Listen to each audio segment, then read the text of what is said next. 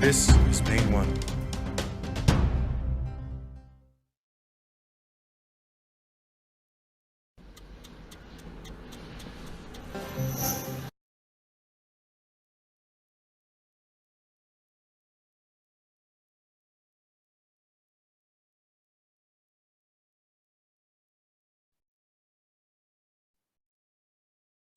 Good morning, everybody, and welcome to MainOne's quarterly webinar series.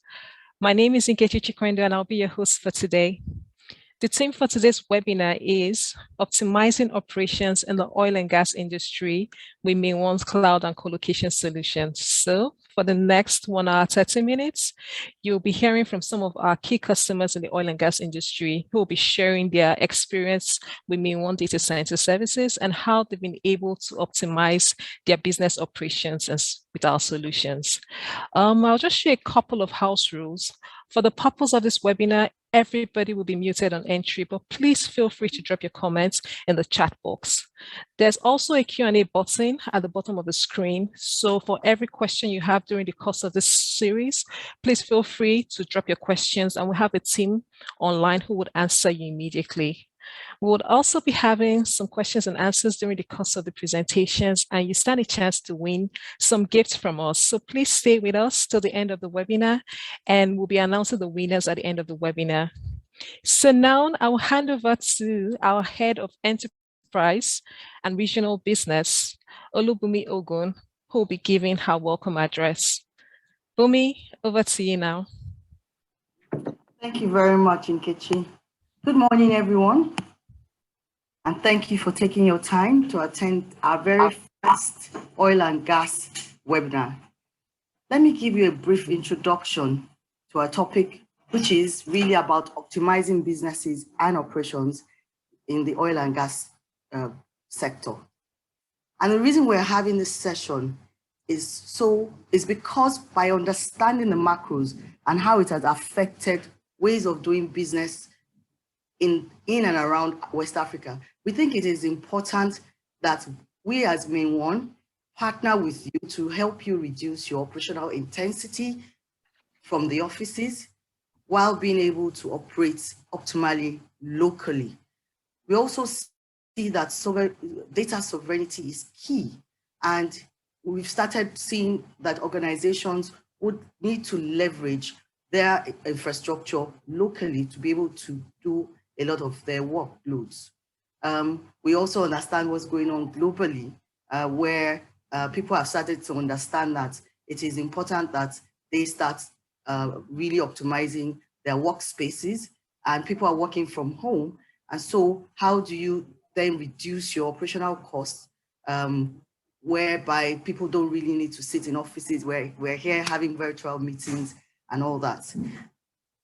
So MainOne as a service provider is going to present to you a lot of, based on the presentation that's going to happen, we expect to see more of things that we've been able to do for some of the customers in your industry. also not just about co-location, but also cloud services. And we hope that you will learn a lot during this session, where it would help you prioritize your services and how you will be able to really optimize and enhance your productivity. Thank you very much, and I hope you enjoyed the session. Nkechi, thank you. Back to you. Thank you so much, Bumi, for your welcome address. So next up on the agenda, we'll be taking you through a presentation on some of our solutions. And this will be handled by our Head of Cloud Services, Akinkunmi Ogunshola. So right now, I'll be handing over to Akin, who will be giving the presentation on behalf of MainOne. Akin, over to you now. Thank you, Nkechi. All right, so I'm just going to go ahead and share my screen very quickly.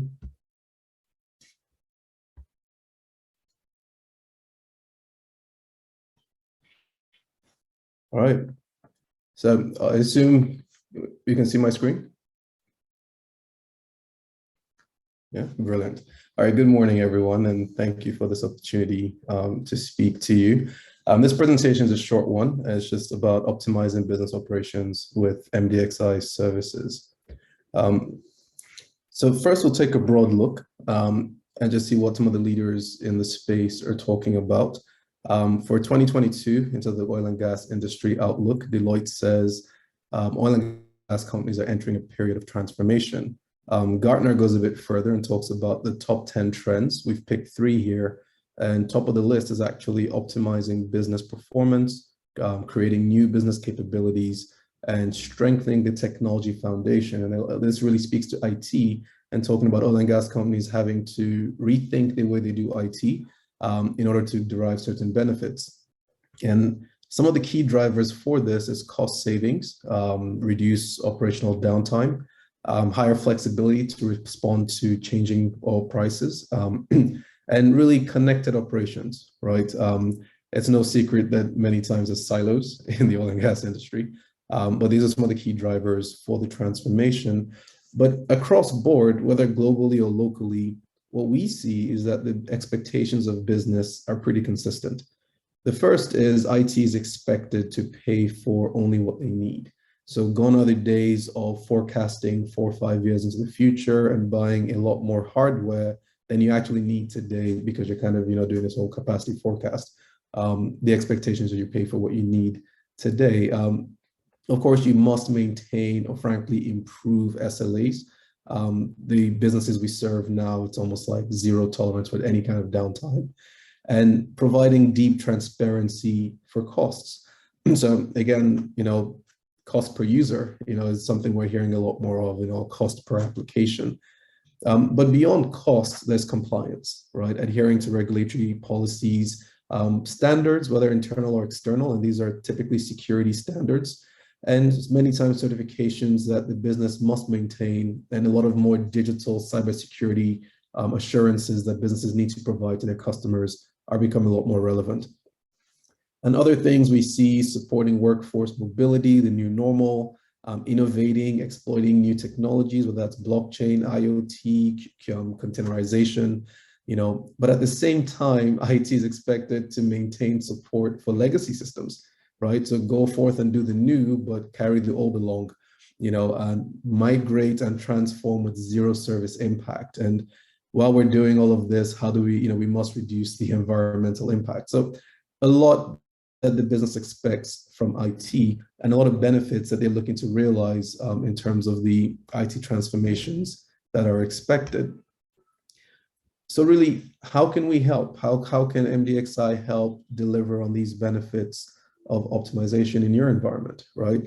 And I'll just take 2 quick scenarios to talk about what we've done for 2 of our customers, and then we'll round up. But this first scenario here is really core application support. I'll speak about this scenario very quickly. We had a customer that was approaching technology refresh, and they had a clear mandate to reduce costs. Major considerations for them was support for a massive high-performance database, as well as legacy systems that they needed to continue to maintain. And Oh, and by the way, it had to be a phased approach because the business could stand zero tolerance for downtime, because this was a revenue generating system, right? So we didn't have the luxury of, a day or 2 days of outage.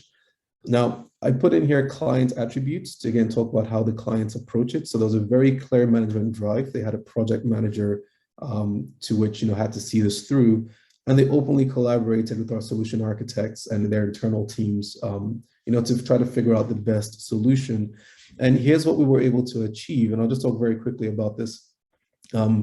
First, we were actually able to securely extend their network into the data center and across the Azure stack, which I'll talk about later, and also what we call the high performance private cluster, which is essentially a space within the data center dedicated for customers that have bare metal requirements or legacy system support requirements, where Mdxi has made the investments in firewalls, switches, all flash storage systems that you can just share, right? You don't have to have the total overhead of an entire IT estate, even if you need the dedicated performance of the hosts. So without going further on that, we were able to interconnect that performance cluster into the Azure stack and extend all these networks back to their company. And at the end of the day, here's what we achieved: secure extension of the networks and a phased migration. I mean, users will come into the office on Tuesday, go home, come on Wednesday, and had no idea the application had been moved between Tuesday and Wednesday to Mdxi. And we were able to follow this process over a period of about 6 months till eventually all their applications were migrated with minimal downtime. I think there was a 2-hour window for cutover for the database. And essentially they were able to do that.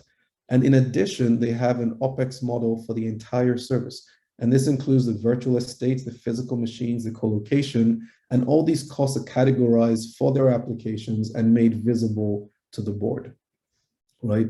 So one of the things we can do, and we consider this very much a hybrid environment. In the second example, we have a customer, a large client who consumes a lot of applications on public Azure. And when the NDPR was released, they started to really look to see if there were local alternatives to public Azure. And of course, the Azure Stack Hub it's a Microsoft product. It runs the same OS as public Azure, primarily virtual machines, but I'll stay away from the details. But they wanted a bit more. So they didn't just want the Azure Stack. They wanted the assurances of availability, the audit standards, and they also requested SOC 2 report that is a professional opinion from one of these top consulting companies. So again, the client attributes, they had a huge drive for compliance, not just for us as a provider, but for the other providers, global providers that sits in public Azure. They openly shared their security policy with us under an NDA, of course, and they happily introduced us to the third parties and work collaboratively with us. And what we've been able to achieve in less than 5 years is 5 of these providers, actually 6 now, have localized their application to the Azure Stack in Nigeria, meeting the NDPR regulation, and they're offering these services to the client. Cost savings as well for the client because they're paying Naira now, and it did see actually the costs go down somewhat and reduce Forex pressure, and improved performance across board. And a lot of this is really about bringing the content closer to the edge. And we think about bringing the applications into Nigeria to serve Nigerians that are in Nigeria. By eliminating that distance, they were able to see a lot of benefits in performance, right? Primarily due to latency. So why Mdxi? And just to summarize, why should we be the preferred partner? Why do we want to be your preferred partner? Well, first, we're, I would say, West Africa's leading commercial data center provider. And it's just a quick snapshot that shows our presence in Nigeria, in Ghana, Cote d'Ivoire, and also some of our connectivity backbone into our POPs further inland. And a number of customers trust us with enterprise workloads. And I'll just summarize by saying, I think we have a track record of providing reliable enterprise services. But we don't do this alone. We are also supported by the world's best. At least on the workload side, Microsoft partners, huge Microsoft partners, Fortinet, Commvault, HPE, US. And on the data center side, companies like Schneider and so on are our key partners. And I'll just talk about the Mdxi Advantage, and really we deliver on the benefits. Our goal is to deliver, and we do help our customers achieve the lower and transparent costs. And we have a phase where we talk about solution architecture. We work jointly with you to really design these solutions, and you can see clearly what it'll cost you if you go with MDXi, and you can compare that to what you're currently paying today. We adhere to regulation, like we talked about, the improved performance that you see. But again, we go a bit further than just, these three, where we will support your legacy systems via co-location and interconnects. We will provide areas for your high performance workloads at lower costs. And because we also standardize, the Azure Stack standardizes on global operating systems, the same interface as Azure, our customers that are running on the Azure Stack are gaining skill sets that are globally relevant, right? And then they're able to do more with, data analytics services and so on and so forth. But I'll stay away from that. But finally, I'll also say MDXi provides managed services. And we do this across IT areas, networking, security, and even governance. So what that means is, even if you don't possess the skill sets in-house, or you want to do a bit more and you don't have those skills, well, let us support you with those operational tasks, right? And let that not be a barrier for you actually being able to optimize what you're doing and getting the benefits of new technologies, or just doing things a bit differently. And here's a quick snapshot of our service portfolio in the data center. Again, we have the facilities in Nigeria, Ghana, Cote d'Ivoire. If you want to co-locate, that's perfectly fine. If you want to take, part of the public cloud is what we call the Azure Stack, which is present in Nigeria and Ghana today, that is fine too. If you want us to build you a private cloud, we will do that. We've done that for about 2 customers till date, or hybrid that we see increasingly more of. Or these days, we talk about the Azure Stack HCI. I don't want to get into the details, but it's a single tenant version, if you like, of the Azure Stack, where it's just you on that stack, and there are more benefits that you derive from that.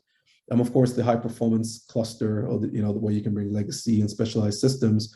And over and above that, we have managed services, where we'll do anything from availability management to firewall management, and so on and so forth.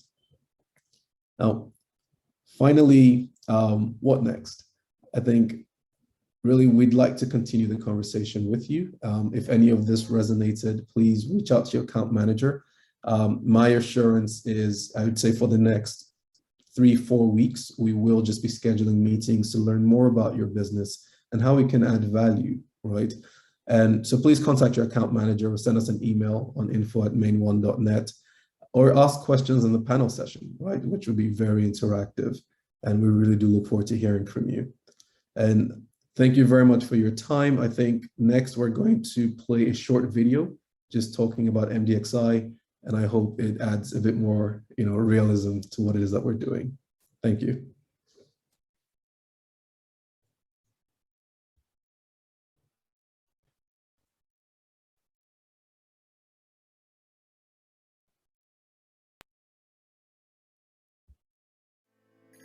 The world has gone digital, and the digital world is generating billions of petabytes of data that have to be stored and managed effectively and securely. This is where MDXi comes in, West Africa's leading Tier 3 data center. The Lekki Data Center provides 24-hour power, security, interconnection, and world-class support via state-of-the-art infrastructure to enable you to focus on your core business while reaching all of West Africa. MDXi Lekki receives uninterrupted power directly from the national grid, with backup generators to provide support in the event of a power failure. Precision cooling technology maintains ambient temperatures at all times, keeping our customers' sophisticated equipment cool and functioning effectively. MDXi meets global security standards such as the Payment Card Industry Data Security Standard (PCI DSS) and Information Security Standards, critical for our financial sector customers. We secure your data with customized racks, dedicated surveillance services, and fire suppression equipment.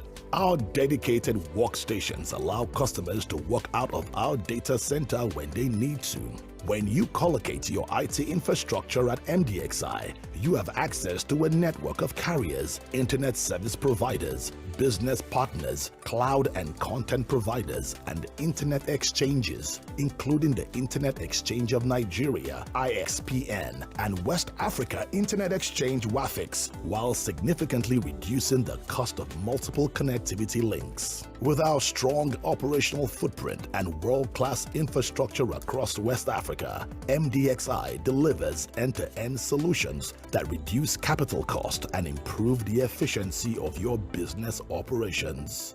Welcome to the digital world. Welcome to Mdxi. Let us help you transform your business digitally. This is Mdxi.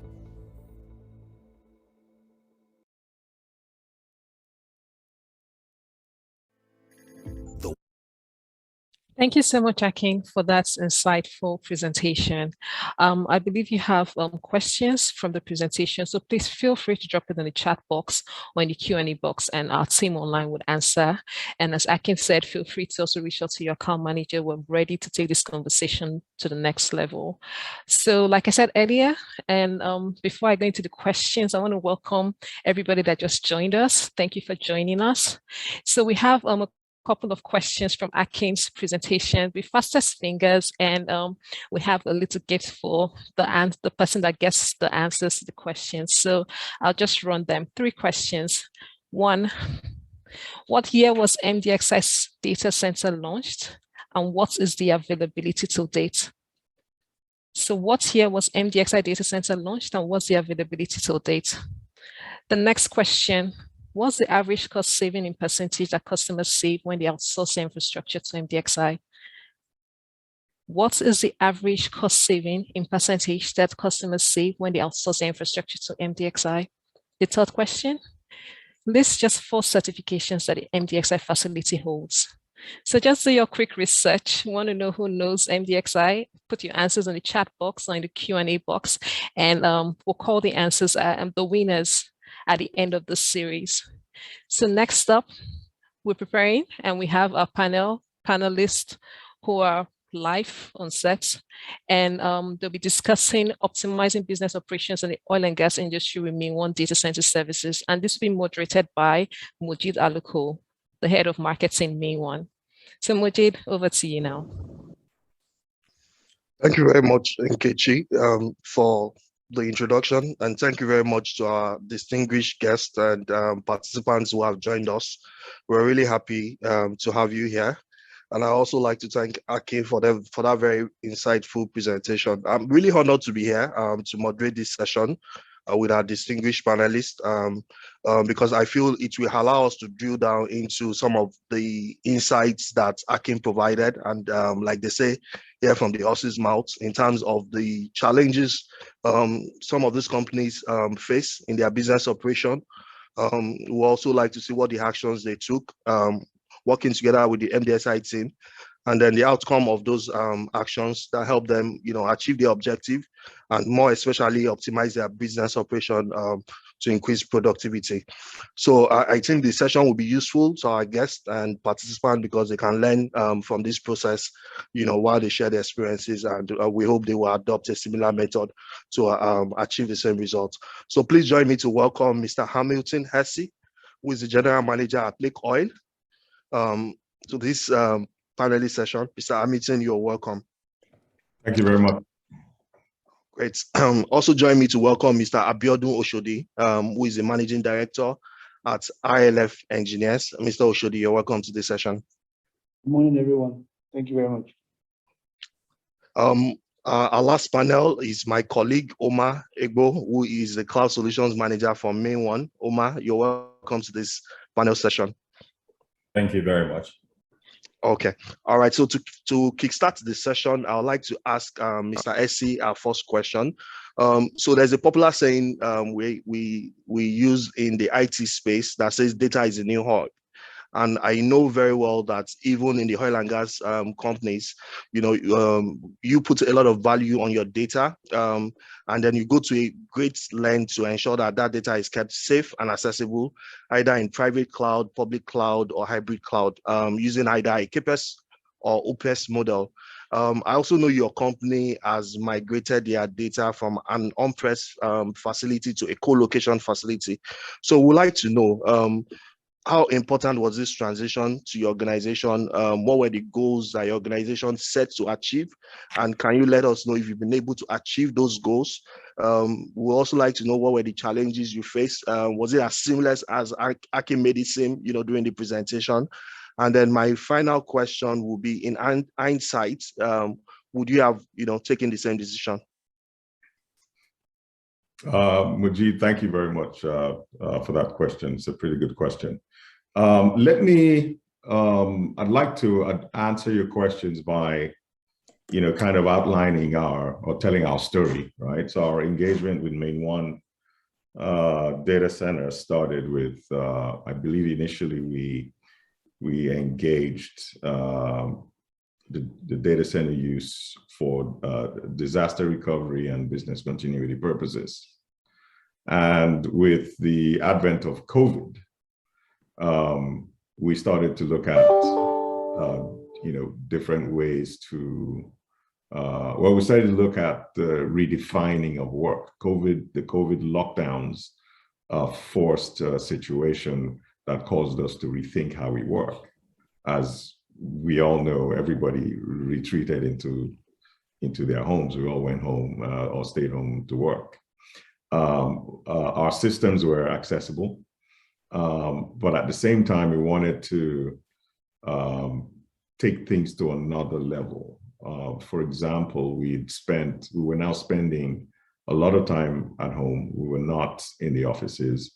We were spending a lot of money maintaining leases and at the same time not using the spaces at all. So we essentially had an epiphany, and we thought that moving services from moving our data services, our IT infrastructure into a co-location facility would free up the burden of maintaining leases and office for office spaces. We did that, and MainOne's team assisted us, and it really ensured a seamless transition.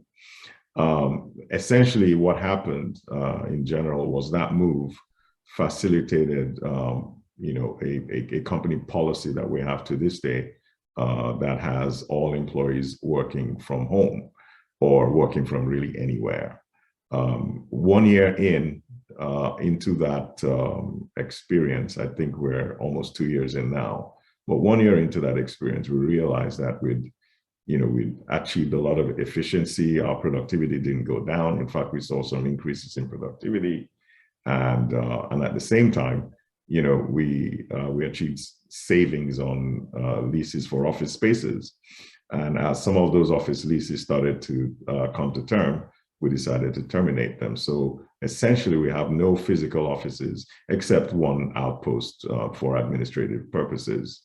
But in general, the OPEX model worked extremely well for us, and we're pretty happy with it. So as one politician would say, we just wanted to make common sense. Thank you very much, Mr. LC, and we're glad to know that you achieved your objective by following through that process. So, Mr. Oshodi, I'd like to ask you, knowing that your organization also went through the same transition, what were the additional benefits your company enjoyed beside being able to have a predictable cost as a result of a switch from the CAPEX to an OPEX model? Were you able to, achieve the same results that Mr. Essie achieved, or was that just an outlier case? So I think our story is not quite different from Mr. Essie's story and the story of Liquor, but ours was a little bit different. I mean, we started talking to MainOne about also co-locating our systems. But it was of a pure coincidence that this was within weeks of the shutdown. So we're 2 weeks, we're all talking about shutdown, everybody working from home, and we were at the same time talking about co-location. So we had to react fast. And I think we were able to achieve that on the very day Lagos State government shut down town. So it was kudos to the MainOne team and to our IT team for doing that. But that said, I mean, for us, our situation is quite different. We are a service provider and we always have to be on ground. So while Lakeoil is able to work from home, we have to be on their facilities, ensuring that their facilities run. So our situation is a little bit different. We have to be on ground. And we also have to be at several locations at the same time. So our major challenge was, how do we get all the information coming from various locations around Nigeria and in our other 40 locations worldwide into one stream and available for those of us that had the luxury to work from home?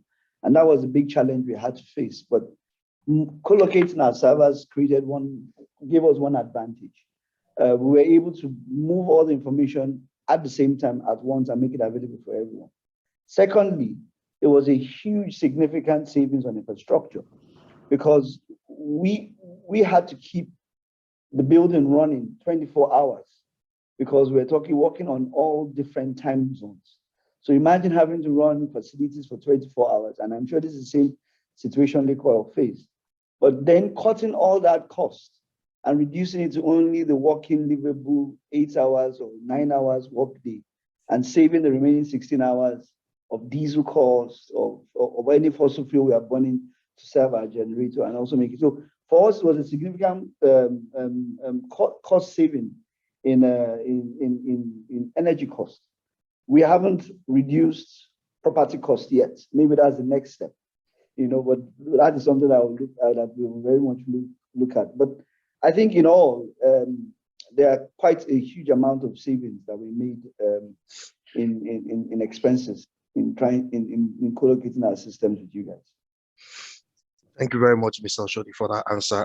So Omar, I'll come to you, and I'm particularly impressed with Mr. Oshodi's answer because it shows that we have different use cases, and it's expected because in the oil and gas sector there are different players and different stream. You have the upstream, downstream, you have the distribution, you have the services providers. So how would you advise IT leaders, who are playing in these different streams, about the impacts, who are worried, and, rightly so, about the impacts of data migrations, and issues around data loss or delays, operational issues that can be impacted if they decide to, transition their data or move their data either from the cloud or from a private space to a co-located facility. Judging from your experience. Thank you, Mojit. All right, so from my experience, again, as Mr. Esse said and Mr. Oshodi did mention, moving from on-premise to co-location or to cloud has numerous benefits. One, in terms of OPEX model, switching from CAPEX to OPEX. Another benefit will also be in terms of security, physical security. You have it in a place that is certified with international standards, ISO 27001. You have the PCI DSS, and more recently we have the SOC 2 certification as well too. So all those are numerous benefits. What also I've seen that has done to a lot of organizations, that has helped them focus on their core. So rather than trying to put power up, trying to maintain server room and all that, they just outsourced it to MainOne, who currently today have great uptime numbers. Thank you very much, Omar, and really appreciate your answer in that regard. So I'll move to Mr. Oshodi. Mr. Oshodi, when it comes to outsourcing business critical IT services, going through your experience, what are the key certifications or audit requirements your organizations look for in service providers, and why? I didn't get very well again, Majid. You have to repeat the question. Oh, sure. I would love to. Okay, so my question is, we heard Omar mention some of those certifications that Mdxi have, but as a customer, I would like to know, in making your decision to outsource your critical business IT services, server solutions, what are those requirements and certifications that you look out for in service providers, and maybe if you have any reason why you'd look out for such? I think for us it was. I mean, we're an international firm, so being international, we sort of benchmark selection of our support systems with what our colleagues have overseas. So in selecting you guys, it was a very thorough brief, because we were comparing standards that were attainable outside Nigeria with standards that were available here. And I wouldn't say shockingly, but I think it's kudos to you guys that we found them here. So I mean, we're looking at basically all the requirements under the ISO 27001 and ISO 9001. I mean, we are certified in that rule already. So minimum requirement for you guys was to achieve that.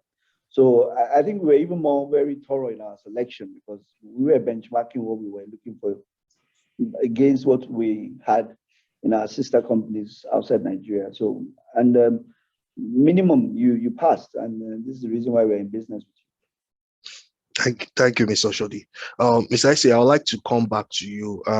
So we know that in recent times, there's been a lot of attention on data sovereignty, compliance, both from NITSDA, the government regulatory agency, as well as, international organizations. So I would like to know, what is your view about data sovereignty in its entirety, and then how important do you think this is for the oil and gas sector in terms of complying with specific requirements about keeping data local, and what will you consider as the best way for companies who are in this situation and need to comply, to be able to host their services locally? Thank you for that question. Data sovereignty is extremely important to us in the oil and gas industry. But data sovereignty as a concept essentially guarantees or has provisions for the protections of personal data, business data, or businesses that hold, store, and process that data. Businesses like MainOne, for example, on MainOne servers. Regulations like the NDPR, have strong protections for individuals and businesses as well along those spaces, and specify performance standards for the likes of hosts like MainOne. From an oil and gas perspective, the oil and gas industry, at least on the upstream side, was subject to other protections by the federal government. For example, the National Data Repository regulation. I think the latest version is 2020, which replaced an older one from 2007. And that repository regulation basically requires that oil and gas data from all oil companies, especially on the upstream side, submit copies of that data, because to the regulatory agency formerly known as DPR, which is now the National Upstream Regulatory Commission. Those need to be, all of that data needs to be submitted to that agency as part of, essentially it's the law, right, under the Petroleum Act or the new Petroleum Industry Act. It's part of the law, and all oil companies operating in Nigeria on Nigerian assets are expected to comply. What this does basically is ensure and underscores the reality that this is sovereign data. This data belongs to Nigeria, and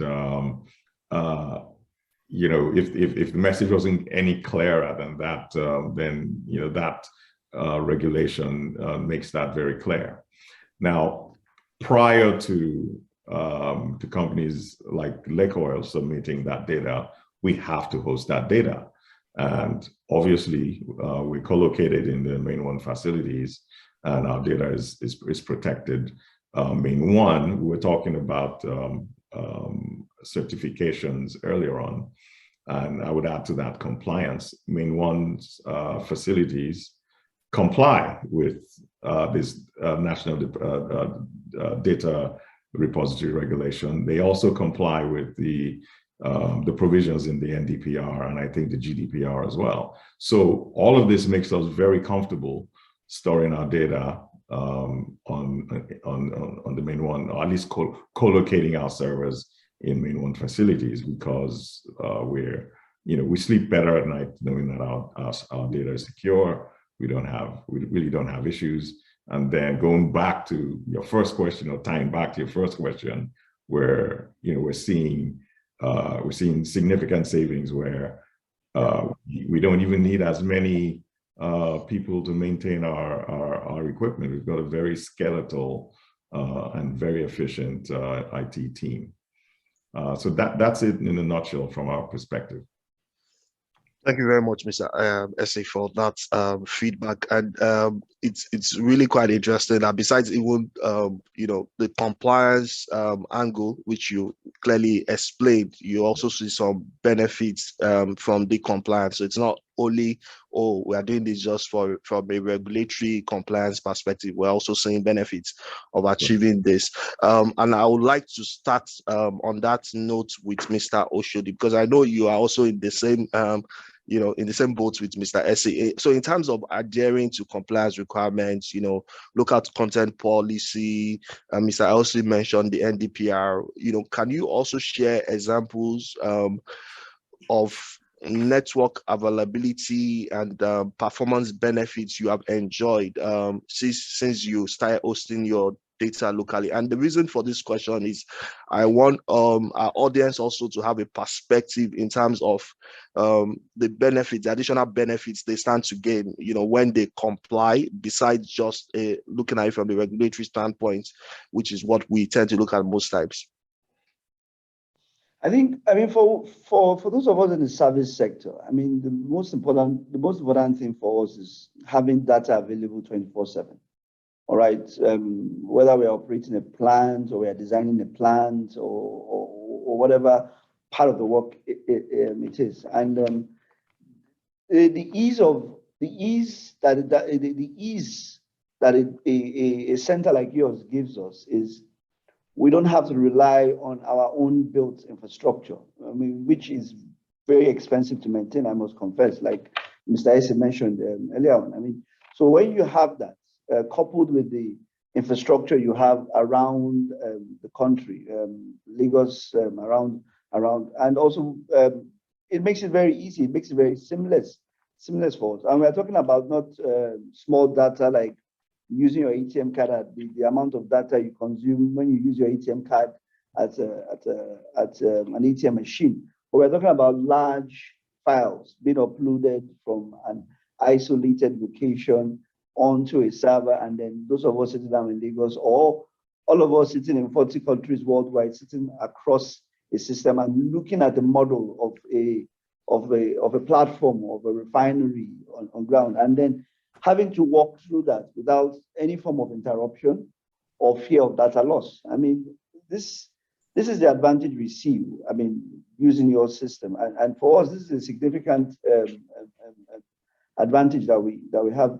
Well, I wouldn't say, I don't know what most of my competition use, but this has given us a significant advantage in doing business real time. Thank you very much, Mr. Oshodi, for that answer. Mr. Ese, so I'll come back to you. And in this case, I'd like to play a bit of, maybe I'll use the word devil's advocate, but more or less where the customer's cap in this case, because part of what we've seen from some of the engagements we had with customers in the past is, we have cases where a customer will say, look, I'm currently spending a lot of money hosting my data, either on-prem or I'm hosting it in the public cloud. And then the issue of, do I need to have a disaster recovery operation, because this is seen as a double investment. Yes, I have this certification, I have this assurance from my public cloud service provider that my data is always safe. So do I need to, further invest in a disaster recovery, platform? So I'd like to ask, based on your very diverse experience across the sector, what's your opinion about this situation? Thank you for that question, Mujid. Well, disaster recovery is, well, let me answer that by saying I prefer to use the term business continuity. Business continuity should be the standard. So regardless of the solution that the customer has implemented, or regardless of the solution or the direction they've chosen to go, disaster recovery or business continuity should be the norm, right? You should always seek to have your business continue regardless of what happens to your data. Something has to be able to start up somewhere. You need to be able to pick up and go and continue somewhere. So if it's on-prem, you need a business continuity solution. And if it's in the cloud or at a co-location facility, then your business continuity solution has to be integrated. So I think ultimately it's a decision that has to be made internally by looking in the mirror as to what, how far you want to go and how comfortable you are in terms of the spend. I think going with an on-cloud or co-location facility solution provides benefits in terms of savings. And if one does the numbers well and examines the numbers well, then you should be able to parlay those savings into an additional layer of security by adding some level of business continuity or disaster recovery within the same system. And I think being in a data center already, you're already there, you're already in an infrastructure that already provides the groundwork for business continuity. You just need to layer it. And that ultimately is a decision the customer has to make.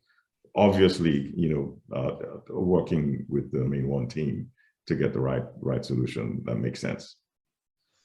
Thank you very much, Mr. Essie, for that feedback. I'd like to use this opportunity to tell our audience and listeners, please feel free to be part of this conversation. We know you have, a lot of questions arising from the discussion we're having with our panelists. So just please type in your questions in the chat box. We have our team of experts who will provide answers to them. And if those questions are directed to the panelists, we would also ensure that, if time permits us, we might have an opportunity to take one or two questions. And if time doesn't permit us, we would ensure that, we get answers from the panelists and channel those answers to you via the details we have of you.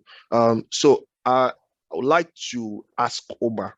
Omar, you wear this cap most of the time. You're deploying sustainable business continuity or disaster recovery solutions for corporates across MainOne target customers. So you have a wide perspective in terms of this issue we're talking about. So typically, how would you respond to a customer who is worried about the cost?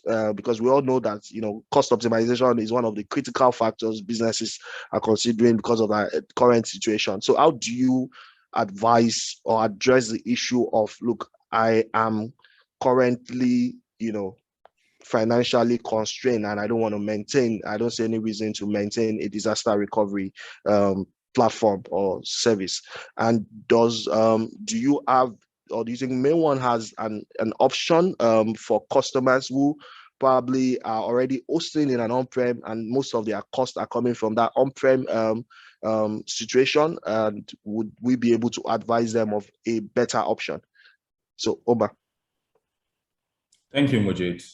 So absolutely, disaster recovery, as Mr. Essie said, is the norm. It's our business continuity, like you mentioned. It's mandatory for every businesses. More importantly, if you're in oil and gas and the energy sector, it's really, really mandatory. You kind of have an obligation to make sure your services are up and running, because we know time is money. So as long as you keep your operation on, you can keep, bringing in revenue.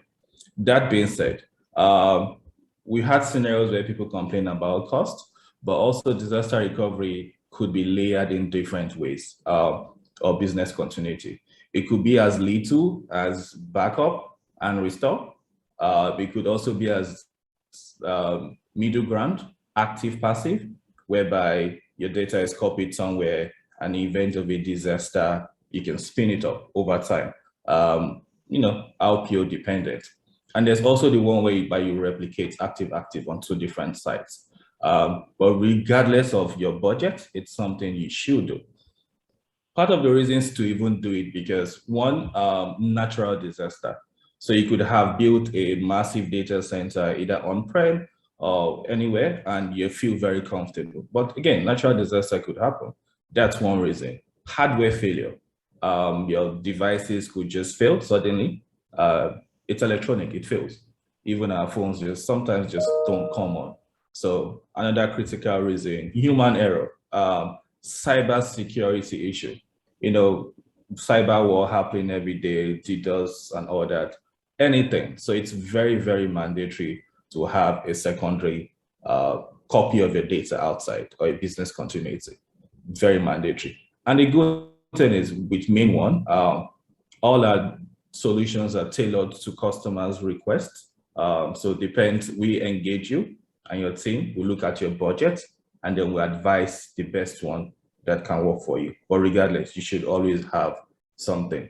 Some situations, what we've done for some customers, some of them have come to the Mdxi to co-locate. And we also know that in the past, they had some form of on-premise data center. So what we did for them was to, as an option, some of them replicate from the co-located device back to the on-premise DC, however little. Again, for the purpose of DL, so uptime on the on-premise might not necessarily be a major factor. And in other cases, we've done DC to DC replication, or DC to DC copy of data. So most importantly, have a business continuity strategy. Talk to us in MainOne, regardless of your budget. I'm sure we have something that will work for you. Thank you very much, Omar, for that answer, and thank you so much to our panelists.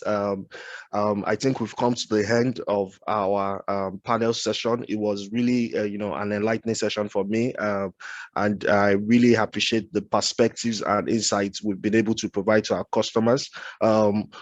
Because it doesn't end with just what we think; it has to be what our customers are saying, and we are very happy, with the positive feedback that you have given us, and we would be looking at the questions as well. If you have any requests, inquiries, we'll be very happy to take them up. So at this point, I'd like to hand over back to Nkechi, our MC, to probably, if there are questions from the audience that she wants to bring up, so that we can provide answers, we'll allow her to do that. So Nkechi, back to you.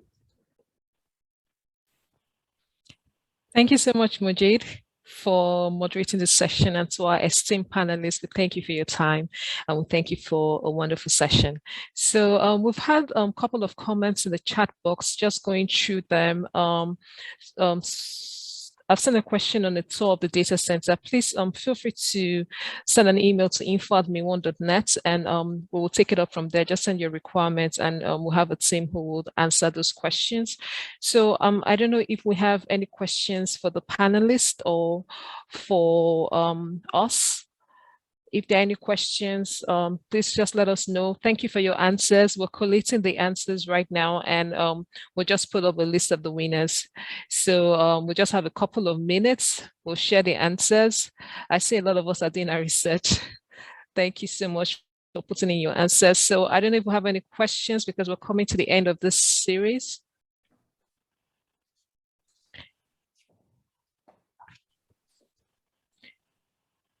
Just raise your hands if you have any question, please.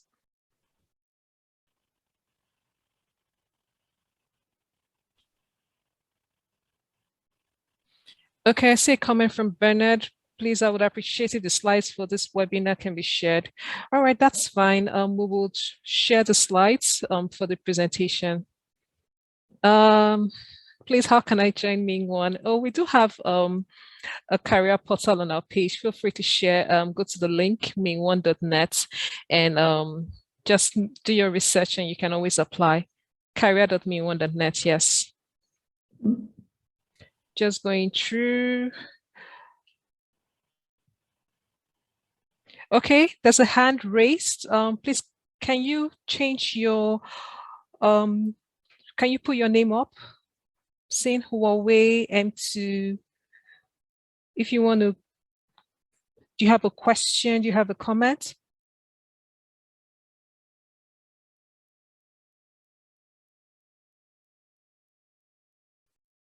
Okay, well, I'm muting you right now.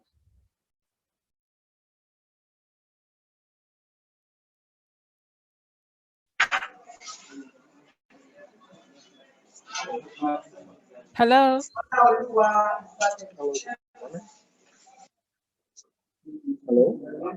Yes, I can hear you. Please, what's your name and where you're calling us from and where do you work?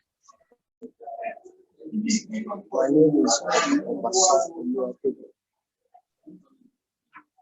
I just want to find out. Okay. How to find out if MainOne you accept people for training.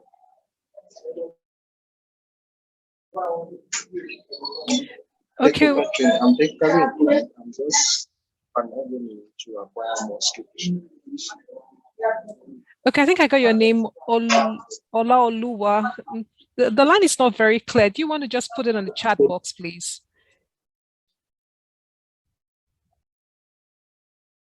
Just put your comments on the chat box and I'll take it up. So I have a question here. Please, does MainOne provide... Okay, sorry, just missed that.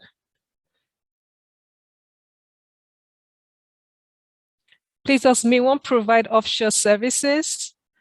Omar, do we provide offshore services? Do you want to take that? Oh, so we provide internet services to offshore locations, if that's really what the question is about. So yes. Okay. Internet services to offsite locations. Okay, so Anthony Owolabi has a question, Omar. I'll give this to you as well. Aside from the oil and gas industry, what other industries are, I guess he wants to know what other industries do we deliver services to aside oil and gas? Oh, we deliver services to all industries in Nigeria. Oil and gas, financial services, government, healthcare. We've done that in the past, and yes, multinational. So all of sectors currently do enjoy MainOne services. Yes. And it's not just in Nigeria, it's the West Africa, the whole of West Africa. Okay, thank you, Bumi. That was Bumi, our head of enterprise and regional business. So if you have questions, please feel free to put it up on the comment section. I think we're ready to close this webinar, and I will call on our head of portfolio business for the oil and gas sector, Shani Ayeni-Moro. So Shani will be giving the closing remarks. He would also be announcing the winners, and we will share the answers to the question because we're transparent and accountable so that you can see the answers. And those who got the right answers, we would reach out to you and we would send your gift across. So Shani, over to you. And I want to use this opportunity to say thank you very much to all our panelists for joining us today. Thank you to all our guests who made our time to sign up for this webinar. This webinar is a series, it's quarterly, and we do this across industries. So please look out for subsequent webinars in the future from MainOne and MDXi. So thank you so much. Shani, over to you. All right. Thank you, Nkechi. Good morning, all. It is my pleasure to deliver the vote of thanks to our first of its kind oil and gas webinar, which is Optimized Business as it says. Once again, great thanks to all our distinguished panelists and our support team for keeping the connections tight And again, thanks to all the participants who took out time to be here today and listening to our speakers. And I'm glad that a lot of our listeners will leave here with some takeaways on our discussions points, such as follows the buzzwords that I also take from the presentations around transformations, optimizing business performance, strengthening technology foundations, and compliance and cost saving. And if you looked at the whole point of discussion from our panelists, you can see that there are thoughts around cost savings and how it does affect the business operation generally. And I guess that's one of the reasons why we're having these conversations today, to see how we can be part of your organization and also help you get to the next level and all that. So once again, thank you all for taking our time to be here today. And I believe the takeaway goes a long way. Just like my colleague said, we are available to take your questions and take further inquiries via the info at MainOne. And if need be, you can call on your account manager for further engagement. Thank you once again. Thank you all. Nkechi. Thank you, Shani, for the closing remarks. So right now we are done. I'll just quickly take one question that I'm seeing in the chat. Do you also provide services to Ghana? Of course, yes. We deliver services in Ghana. We launched Ghana operations. At the same time, we launched MainOne in 2010. And we actually have a new data center, which was launched last year in Apollonia City. So please send an email to info@mainone.net and we will give you more information on our Ghana operations.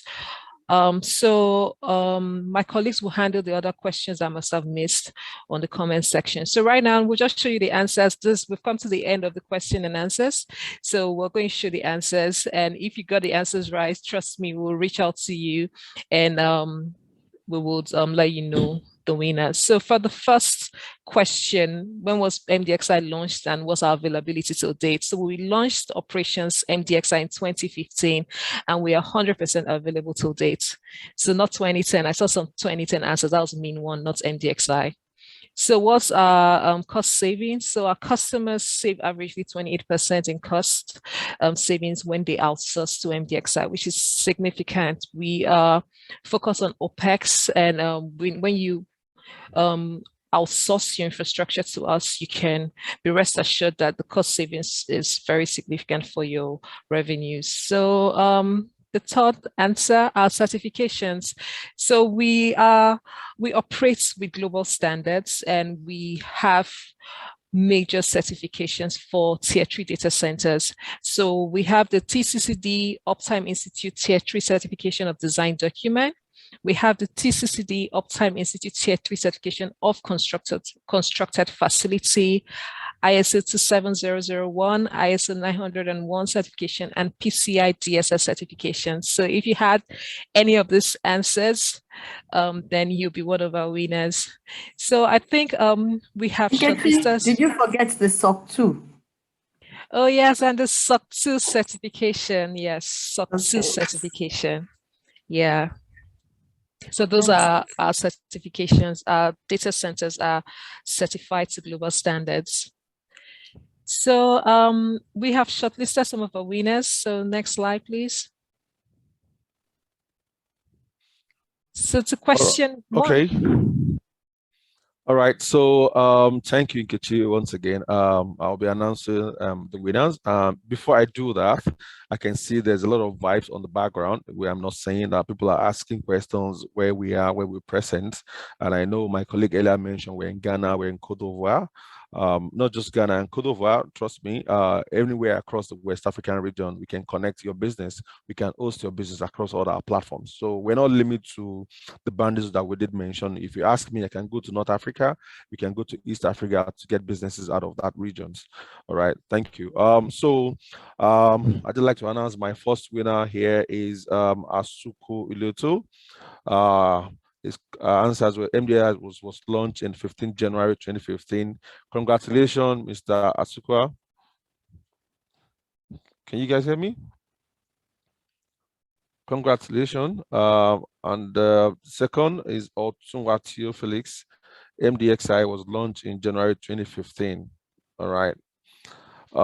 Question 3, I would like to announce the winner is Damilare Daniel and Hawaii M2-AO1W. All right. Thank you guys for participating. Congrats again for being part of this webinar. I hope I'll get to meet you face to face to pick up your gift. All right. Thank you.